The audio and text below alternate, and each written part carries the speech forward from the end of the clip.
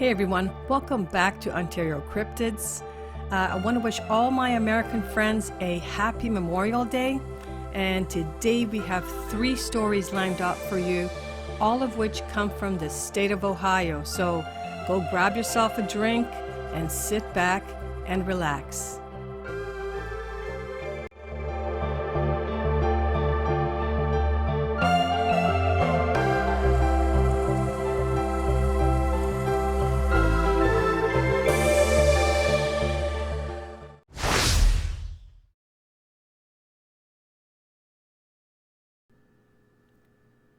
All right, this first story takes place April 7th, 2020. So this one is a very recent one, guys. And it takes place in Belmont County. It looks like a couple was fishing in Egypt Valley, which is a wildlife area. So why don't we get right to the story? On the evening of April 7th, 2020, we decided to do a little catfishing at a creek off Pied Lake in Egypt Valley. We backed our trucks up to the water, dropped the tailgate, built a fire, and started fishing. This was around 9 p.m. The moon was so full we didn't need a lantern. It was very still and quiet out until we heard a few coyotes howl, followed by some frogs croaking. Across the creek, it was thick with brush and small trees. There was a path that looked like it led down to the water. While sitting on the tailgate, we started to hear a sound of something walking down the side of the creek. You could hear it slowly taking what sounded like 2 beat steps. Too heavy for a deer and too small for a coyote or a cat. It hesitated at the pathway and then continued on to the left of us. It then made a loop to the right and came back up only further away from the bank. Then we heard a hoot owl-like sound very close to where we first heard the brush cracking. Then another hoot further to the right as we could hear the footsteps fade in the distance. Then about 5 minutes later, we heard a tree fall to the right of us across the creek where we heard the footsteps and the hoot sounds. After all this, the frog started croaking again. We fished a little longer and then decided it was time to leave. I'm just going to give a little further information about the area which they were fishing at. It says the Egypt Valley Wildlife Area is over 4,000 acres that spreads across 3 counties, bordered on the north by Piedmont Lake. It was heavily stripped mined up through the 90s and still has mining activities to this day. The majority of it was never reclaimed, and it is deeply scarred and overgrown. I wonder if there's any mines in the area where these creatures could be living. Anyways, great story. Now let's move on to the next one.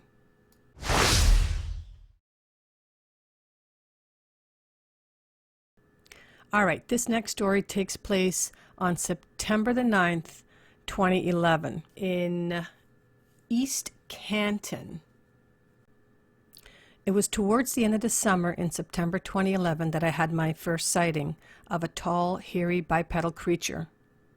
I went to bed around 9:30 p.m. on September the 5th, and it was a warm summer night, approximately 7 degrees outside. I usually don't get much sleep as I get older, and it seems to get worse the older I get.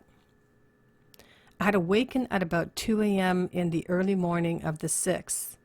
I had decided to go outside and smoke a cigarette because I don't smoke in my house. I proceeded to the living room where the French doors are located to go out to the rear deck of my house. This is positioned on the southeast corner of my house. I walked out on the rear deck and stood there just in front of the French doors where the ashtray was sitting on the handrail, and I noticed that the moon was mostly full and set in place and that the temperature was rather warm. I was facing my backyard and enjoying the moonlight, and I might have been there for approximately 2 to 3 minutes when I heard a low gruntal growl come from my left from the cornfield. I live in a dead-end street, and the property that is located beside me is a cornfield that belongs to a gentleman that lives up the street. there is a single line of large pine trees that divide my property from the cornfield, and as I looked over to my left after hearing the growl, I couldn't see anything, even though the moon was shining in my direction. I still continued to stand there, and about 1 minute later I heard this low gruntle growl once more. I proceeded to extinguish my cigarette, and I walked back into the house, not telling anyone what happened. The next night, I went to bed approximately 10 p.m., and again I couldn't sleep.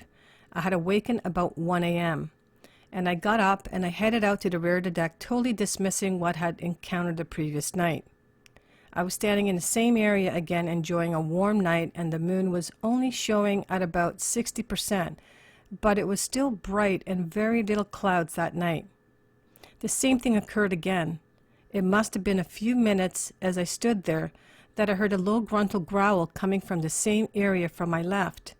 This time it seemed to be a bit louder, and I looked over between the pine trees, but I couldn't see anything but darkness. I originally thought it might have been a bear, but after checking bear sightings I dismissed it because none of them had been reported in my area. At this time I'm getting a little nervous because whatever it was, it sounded extremely large and seemed to have a large set of lungs. I proceeded back into the house, and just as I entered through the doorway, my wife had gotten up and she was headed to the door to go out to the rear deck. I stopped her and told her about the growl that I have been experienced that night and the previous night. She replied with, "I know, I've heard them before."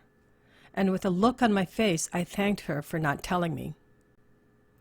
I hadn't gone outside at night for the rest of the week because I had no idea what was lurking in the shadows, and I didn't know if it was still hanging around. The next day, I had contacted my eldest son and told him what was going on around the house, and he said that he would come over on Friday the 9th after work and we could check things out. Now it's Friday the 9th, and I got home from work at about 5:30 that day, and my eldest son was already at my house waiting for me. We proceeded to walk through the tree lines that connected to the southeastern corner of my backyard, and it runs along the edge of the cornfield. As we were walking through, we started to notice strange stick structures that didn't make sense, and it seemed to rule out something done by nature. We finally got to the end of the tree line where it meets a large field with tall grass that gets 5 to 6 feet high, and part of it seems to be swampy and has some cattails growing on one side.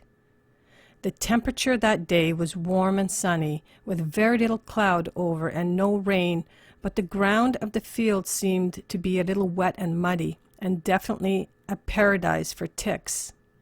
My son and I made it partially through the field, and we stopped to look across the field towards the wooded area.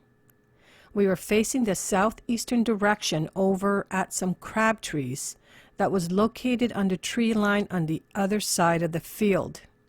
We were standing side by side, and out of my peripheral vision I noticed some movement out of the corner of my left eye at the edge of the tree line that was approximately 200 feet from where we were standing. I asked my son if he had seen the movement as I pointed in the direction of the wooded area, and he replied, "No, I didn't see it." Then I said, "Let's go and investigate that and see what it could have been." It was about 5:50 p.m. by that time, and I didn't know if it was a deer or anything else because I just saw movement but couldn't tell a shape or color of the subject in question. We finally made it through the field of the tree line, and there was a small creek about 3 foot wide with very little water flowing through it. And we also noticed a trail where the deer had been crossing that creek in that same area, and it was heavily traveled because of the tree roots were showing.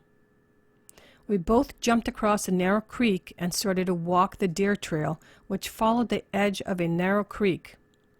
And I told my son that I was going to check the creek's edge for any type of prints because I know I had seen something move over in that area. My son elected to wade up the trail while I searched the creek's edge. I was looking on both sides of the creek's edge when my son alerted me and wanted me to come look at something that was odd to him. So I proceeded up the small embankment and walked over to where he was standing.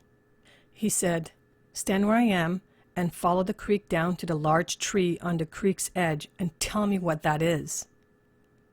I looked down to the tree, which was about a good 300 feet away, and I noticed something dark that seemed to be squatting behind that tree, but I couldn't tell what it was.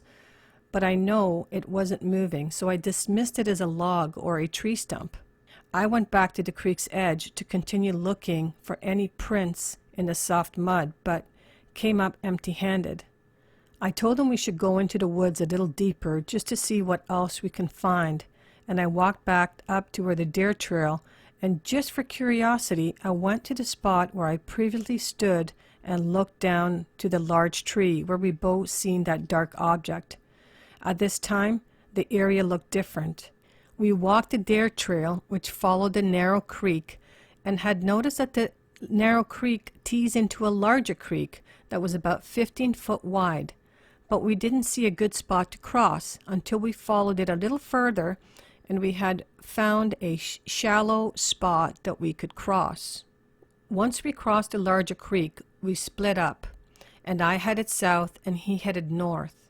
And I had been looking around for about 5 minutes, and I heard him call my name, and wanted me to go to his location. I walked over to where he was, and he was standing in a small clearing that had the greenest grass I had ever seen. And this clearing was surrounded by thick brush in the shape of a U. He had noticed an unbearable smell in that area, and he asked me if I could smell it, and I replied yes. But then I asked him what it was because we couldn't pinpoint what type of smell it was, because it had a combined odor of rotten eggs and rotten flesh. We both started searching that immediate area for a possible dead animal or anything that could have made that nasty odor. We didn't come up with anything, and it was starting to get about 6:30 p.m., so I told him that we should go, but we can come back another time, and he agreed. We went back to the large creek and crossed over and walked along the deer trail until we got about 20 feet from the area that we had originally crossed, the small creek, that took us to the field with the tall grass.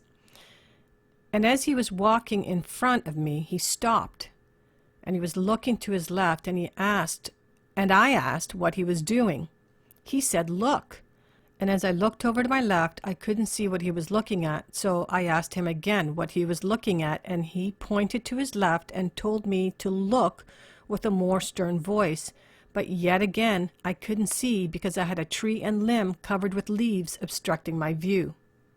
I hunched down about 6 to 8 inches to look below the limb, and about 100 feet from us, we saw a huge hairy creature standing in a bipedal fashion with a forward gait staring in our direction.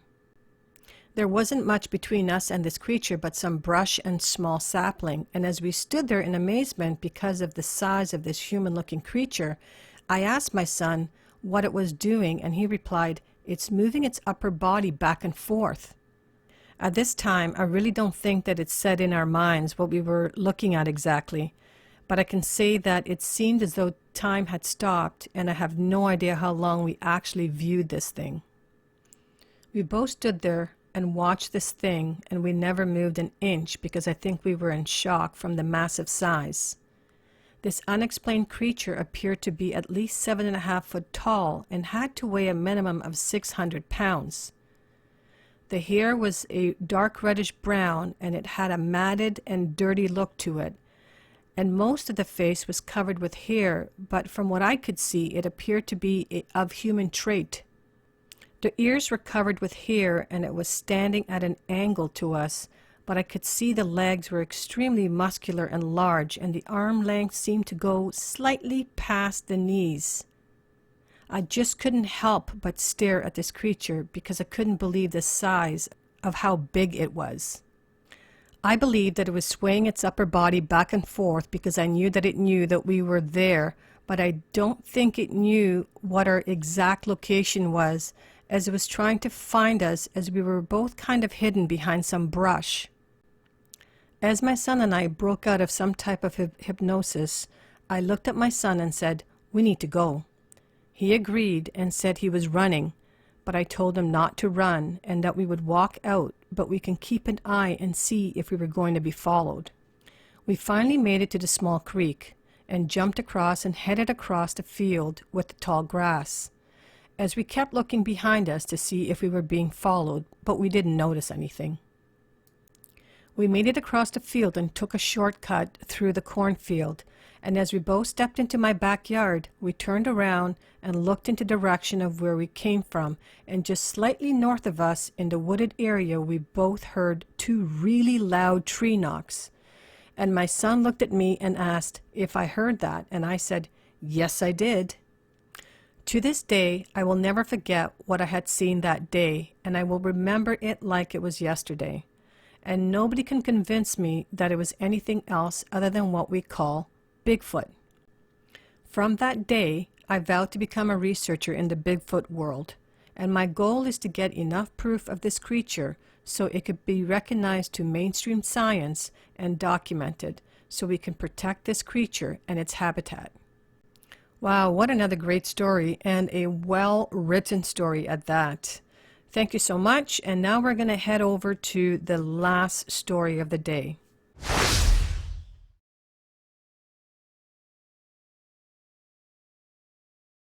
All right, now for the last story of the day. This one takes place October 22nd, 2010, Stark County, and the nearest town is called Green.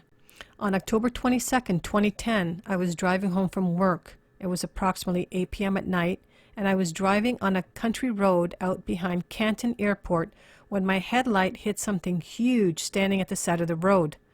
My mind couldn't make sense of what it was. All I knew was the hair stood up at the back of my neck, and I felt the need to get past this thing very fast.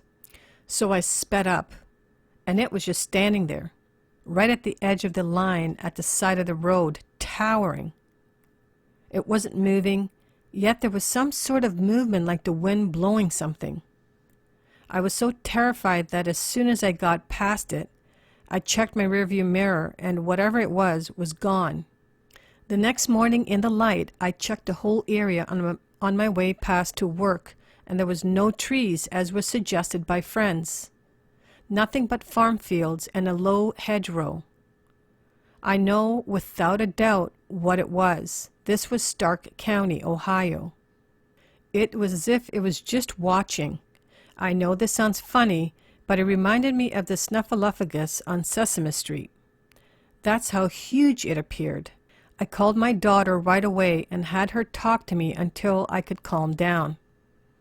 I've had others say it could have been a cow or a tree, and I say, does a cow stand upright alongside the road just chilling and watching? And how does a tree move from the field onto the edge of a roadway? I'm not sure if anyone else had seen it. All I know was I kept watching behind me to see if any other cars came behind, but nothing.